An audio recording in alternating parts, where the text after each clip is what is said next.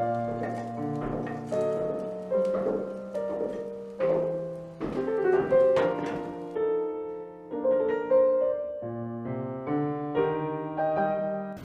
going to read for all you children out there a story that was first published anonymously in a newspaper in 1823. And although the Colonel probably wouldn't have been here to read it to you, we're taking some liberties with history today to provide you children with some entertainment. The poem's entitled A Visit from St. Nicholas. 'Twas the night before Christmas when all through the house not a creature was stirring, not even a mouse. The stockings were hung by the chimney with care, in hopes that St. Nicholas would soon be there.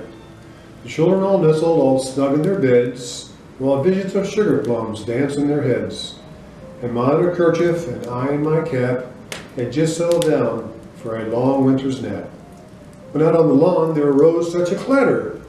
I sprung from my bed to see what was the matter, and away to the window I flew like a flash, tore open the shutters and threw up the sash. The moon on the breast of the new-fallen snow gave luster of midday to objects below. What one to my wondering eyes did appear but a miniature sleigh and 8 tiny reindeer. The little old driver, so lively and quick, I knew in a moment he must be St. Nick.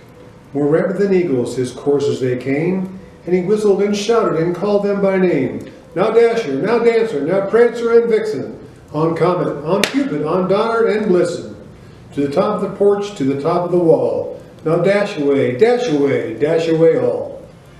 As leaves that before the wild hurricanes fly, so when they met with an obstacle, mount to the sky. So up to the housetop the coursers they flew, with a sleigh full of toys, and St. Nicholas too.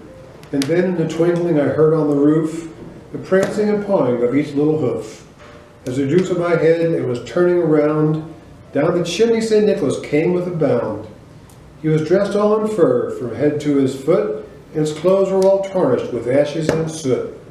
A bundle of toys he had flung on his back, and he looked like a peddler just opening his pack.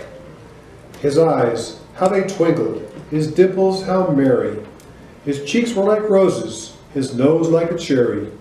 His droll little mouth was drawn up like a bow, and he hurt on his chin as white as the snow. The stump of a pipe he held in his teeth, and the smoke encircled his head like a wreath. He had a broad face and a little round belly that shook when he laughed like a bowl full of jelly. He was chubby and plump and a right jolly old elf, and I laughed when I saw him in spite of myself.